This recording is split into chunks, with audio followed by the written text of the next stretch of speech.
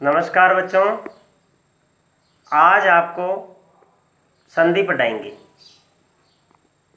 संधि किसे कहते हैं? दो वर्णों के मेल को संधि कहते हैं। वर्णों के जो परस्पर मेल होते हैं वह संधि कहलाती है। तो देखिए, आपको उदाहरण से बता देता हूँ। सबसे पहले दो पद होते हैं, जैसे एक तो है पूर्व पद, दूसरा है उत्तर पद। पहले वाले को पूर्व पद बोलते हैं और दूसरे वाले को उत्तर पद बोलते हैं। तो जो पूर्व पद का अंतिम वर्ण है इसका और उत्तर पद का जो प्रथम वर्ण है उसका मेल होगा, तब संधि बनेगी।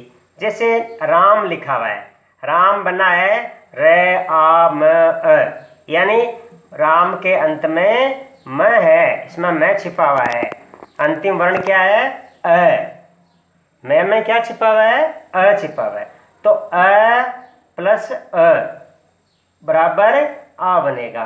तो राम अवतार, इन दोनों का क्या होगा? इन दोनों वर्णों के मेल से संधि बन जाएगी। तो संधि कितने प्रकार की होती है? अब आप ये देखिए, संधि होती है तीन प्रकार की। एक तो होती है स्वर संधि। स्वर संधि जिसको संस्कृत में अच संधि बोलते हैं। स्वर संधि में स्वर आते हैं, इस तरफ भी स्वर आते हैं और इस तरफ भी स्वर आते हैं। दोनों स्वरों का मेल होता है तो वह स्वर संधि कहलाती है। अब दूसरी संधि है आपके व्यंजन संधि। व्यंजन संधि में क्या? व्यंजन संधि को संस्कृत में हल संधि कहते हैं। व्यंजन संधि में व्यंजन प्लस स्वर भी हो सकता है या व्यंजन प्लस व्यंजन भी हो सकता है। जैसे आपको बताएं, ये जगत में ते तो व्यंजन है और ई स्वर है, इन दोनों का मेल हुआ है, जगदीश बना है। तो ये कौन सी संधि है? व्यंजन संधि। तो यहाँ भी देखिए, व्यंजन प्लस व्यंजन, ते व्यंजन है, जय व्यंजन है, इन दोनों का मेल हुआ है, तो ये व्यंजन संधि का उदाहरण है दूसरा। अब देखिए, तीसरी जो संधि है वो है विसर्ग संधि। विसर्ग संधि, विसर्ग कहाँ होता है? ये जो प्लस का चिन्ह होता है ना, उससे पहले विसर्ग आना चाहिए। जैसे क अपी का को अपी बना है। तो अब बच्चों शुरुआत करते हैं हम स्वर संधि के विभिन्न जो भाग हैं उनसे, इनके उपभाग। देखिए, स्वर संधि में पहली संधि है दीर्घ संधि। दीर्घ संधि में कौन कौन से वर्ण काम आते हैं, ये क्या होती है, किसे कहते हैं, ये समझाने के लिए मैं पहले स्वर लिख देता हूँ। ए आ, ए का दीर्घ होता है आ, और ई का दीर्घ होता है ई, यानी दोनों समान स्वर, दोनों समान स्वर होना चाहिए। ए आ ई ऊ और ऊ। इसके अलावा री और री की होती है ये री, बड़ी री है ना। तो ए का दीर्घ क्या हुआ? आ। ई का दीर्घ क्या हुआ? दीर्घ नहीं बड़ा वाला ई। ऊ का दीर्घ ऊ, री का दीर्घ री। तो इसको शॉर्ट फॉर्म में ऐसे लिख सकते हो, आ ई ऊ और री हो जाएगा दीर्घ संधि में। इसको समझाने के लिए क्या करेंगे, आपको मैं उदाहरण से समझा देता हूं। जैसे ये बोर्ड है तो इसके पीछे मैंने आपके उदाहरण लिख रखे हैं। तो आप देखिए, ये दीर्घ संधि के कुछ उदाहरण लिखे हुए हैं। तो पहला उदाहरण, अ प्लस अ हो तो आ हो जाएगा। जैसे राम प्लस अवतार, और रामावतार। देखो, एक तो होता वर्ण, वर्णों का मेल, फिर हो जाएगा संधि विच्छेद, फिर संधि। संधि विच्छेद तोड़ने को कहते हैं, संधि जोड़ने को कहते हैं। तो अ प्लस ए बराबर आ, राम प्लस अवतार, रामावतार। दूसरा अ प्लस आ, उसका भी आ। उदाहरण देख लीजिए, राम प्लस आश्रम बना है रामाश्रम। तीसरा देख लीजिए, तीसरा है ये जो आ प्लस अ बराबर आ, बना है विद्या प्लस अर्थी, विद्यार्थी।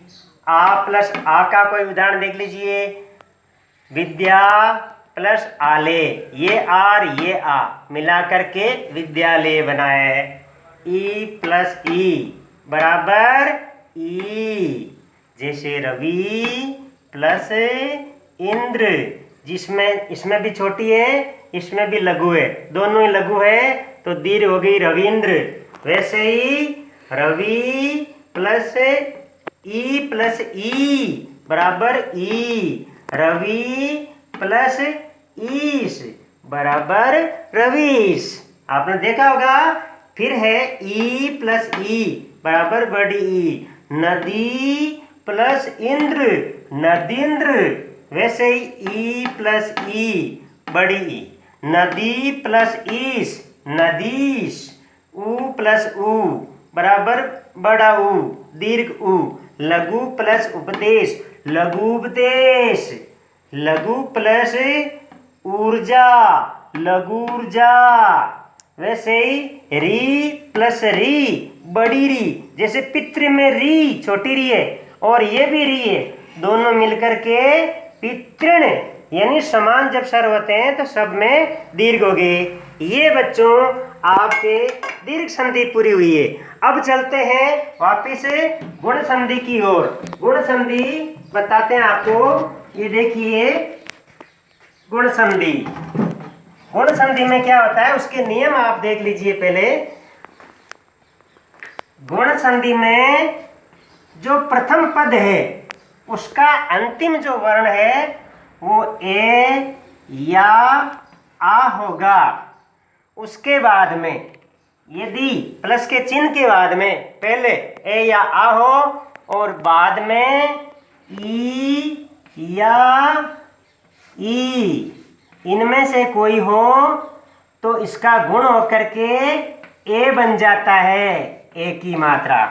और उसी प्रकार से है प्लस आ के बाद में ऊ या ऊ हो, ऊ या ऊ हो तो उसका ओ बन जाएगा। क्या बनेगा? गुण होकर के ओ, गुण में ओ बन जाएगा। और वैसे ही और भी कई उदाहरण है। गुण के अंदर री का अर होता है, री का अर होता है। जैसे ये जो री है, री, इसका क्या होगा? अर होगा। और लरी, लरी का क्या होगा? अल होगा। तो आपको इसके कुछ उदाहरण और दिखा देते हैं।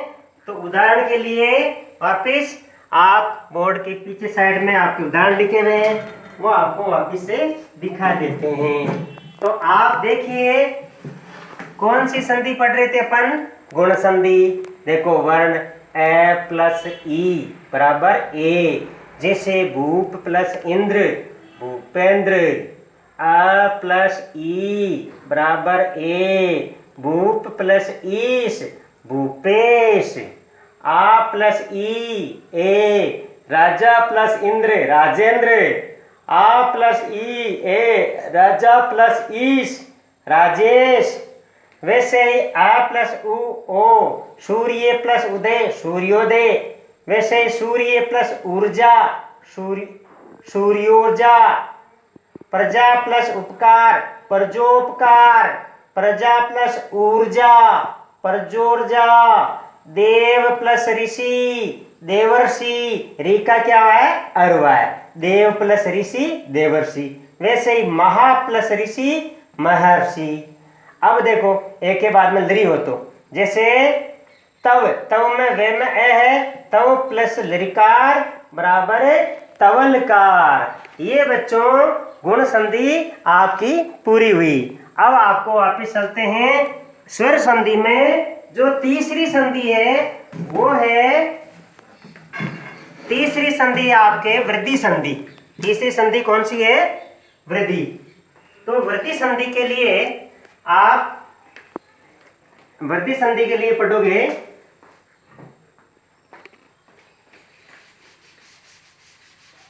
वृद्धि में क्या होता है, वो का वही नियम है जो अपने गुण में नियम है, उसे थोड़ा सा भिन्न है। वृद्धि में भी अ या आ के बाद, ए या आ के बाद, ए या आ के बाद में ए हो, यानी एक मात्रा हो, तो उसका ऐ बन जाता है, यानी दो मात्राओं वाला ऐ।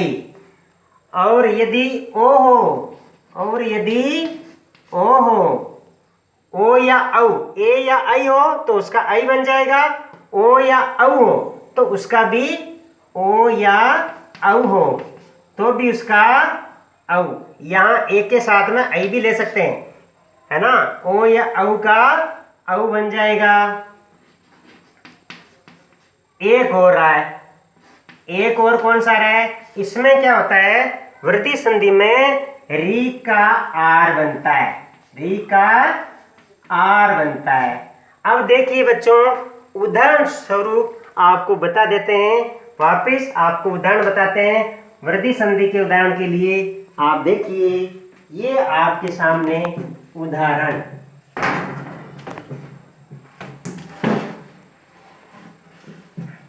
वृद्धि संधि आप देखिए ये रही, ए प्लस अ प्लस ए, अ प्लस ए बराबर ऐ। जैसे एक प्लस एक बराबर एक एक, वैसे ही आ प्लस ए ऐ, सदा प्लस एव सदैव, अ प्लस ओ औ, वन प्लस ओग वनोग, अ प्लस औ औ, वन प्लस औषधि वनौषधि, अ प्लस री, री का होता है दीर्घ में आर, जैसे सुख प्लस रित बराबर सुखार्थ। अब आप देखिए, ये आपकी वृद्धि संधि हो गई। वृद्धि संधि के बाद में बच्चों एक ऐसी संधि आती है जो यण संधि। यण संधि में इक होता है, इक का यण होता है। इक का मतलब होता है ई और ई, इसका तो होगा ये ऊ और ऊ, इसका होगा वे, री का होगा रे, ये लरी का होगा ल, लरी का ले। ई का होता है ई और ई का तो ये होता है, ऊ और ऊ का वे होता है, री का रे, लरी का ले। इसके लिए भी बच्चों आपको यण संधि का उदाहरण है, आपको एक बार फिर से देखना।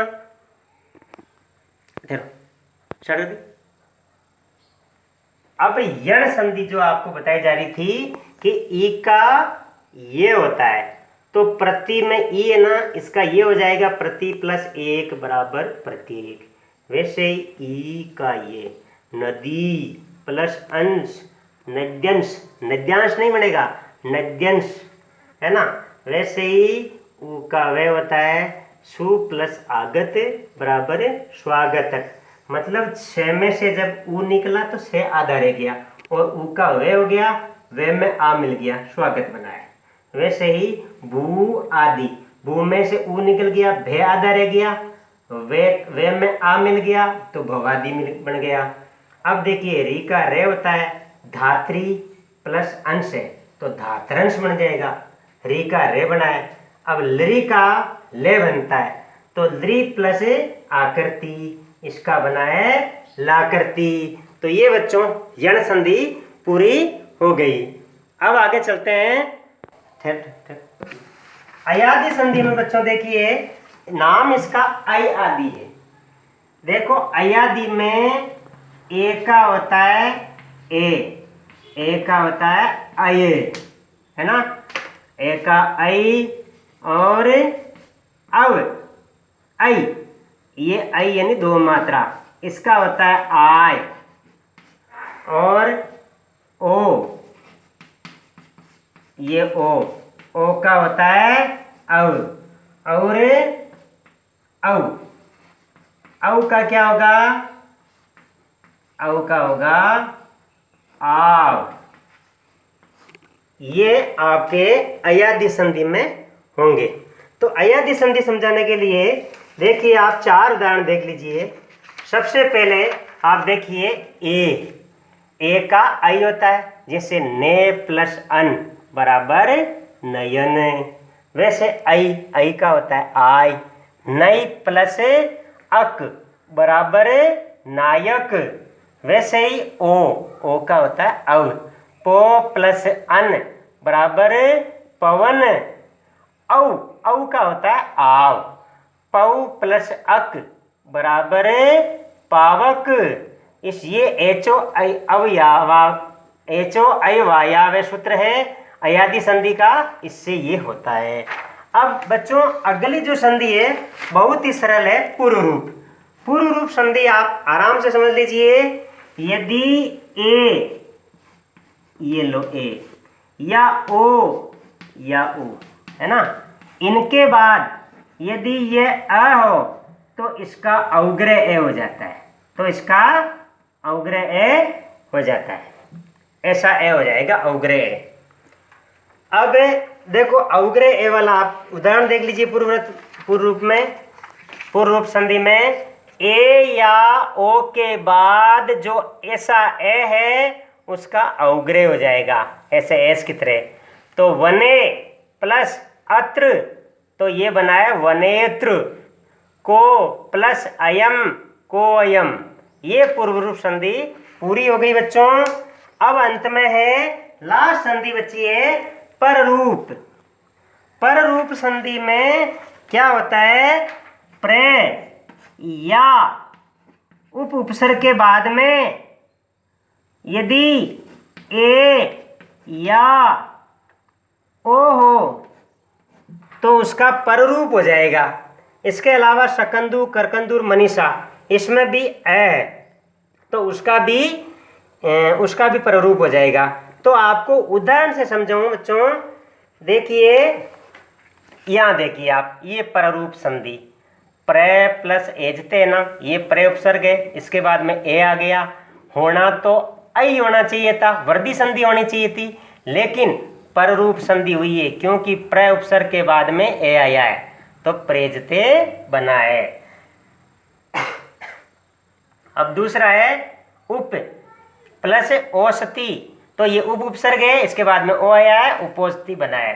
शक, इसमें ए पीछे शक और कर्क में है ना, तो इसमें भी बाद में ए आया, ए के बाद में ए आया है। आ शकांदु होना चाहिए था, लेकिन शकंदु बना है, इस पररूप संधि के हिसाब से करकंदु बना है। वैसे ही देखो ये परीक्षा में आता है, आरएस की परीक्षा में, रीट में खूब आता है ये। इसको देखिए मन अस प्लस ईसा, ये मनीषा जो शब्द बना है ना, ये मन अस ईसा से बना है। इसमें क्या हुआ, से जो हलंत है उसका लोप हो जाएगा, पीछे ए बचा, तो ये जो ए और ई इसमें पूर्व रूप हो जाएगा, तो मनीषा बन जाएगा मन अस ईसा, यानी ये रूप आरोपित हो जाएगा बाद वाला। पर रूप का मतलब होता है बाद वाला रूप। ठीक है, धन्यवाद बच्चों। स्वर संधि पढ़ी, कल आपको व्यंजन संधि पढ़ाई जाएगी।